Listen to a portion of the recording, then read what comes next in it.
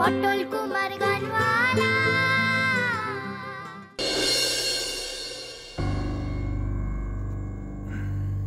শোনো তুলিমা, পটলের তো কেউ নেই, তাই না? একদম একা। ও একটু আদর চায়, একটু ভালোবাসা চায়, বুঝতে পেরেছো?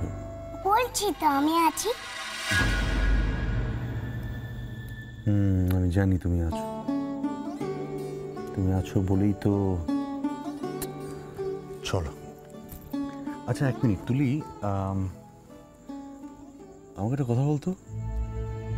পটল মানে সবটা ঠিক মতো খেতে পেরেছিল, মানে পুরো খাবারটা? হ্যাঁ। না আসলে তুই যখন থালাটা নিচে নিয়ে এলি ওটা তো খালি ছিল পুরো। ভাবছিলাম যে পটল কি পুরো খাবারটা খেয়েছে, তাহলে থালাটা খালি হলো কি করে, মানে খাবারটা শেষ করতে পেরেছে মানে পুরোটা?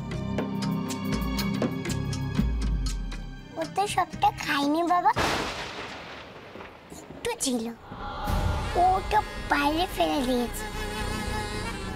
ও আচ্ছা, কিন্তু যেখানে সেখানে নোংরা ফেলাটা ঠিক না তো।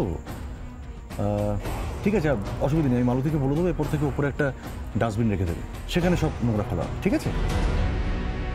চল আয় আয় আয়, তাড়াতাড়ি আয়। পটল খাবারটা তো খেয়েছে, কিন্তু যদি একটু পরে থাকে, বাবা যা চালাক, আবার যদি কিছু বুঝে যায়। কি তুলিমা, কি ভাবছিস বলতো? চল। আমি একাই চলে যাব। একা চলে যাবি? কেন একা যাবি কেন? চল আমি যাই, চল চল চল চল চল। তোমার কোনো ভয় নেই গো, আমি তো আর আগের মতো দুষ্টু না, আমি এখন পটলকেও জ্বালাবো না।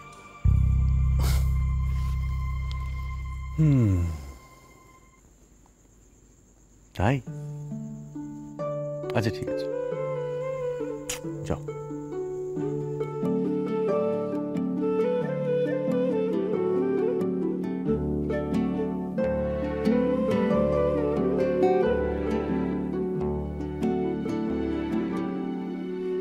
আমার কি একবার যাওয়া উচিত?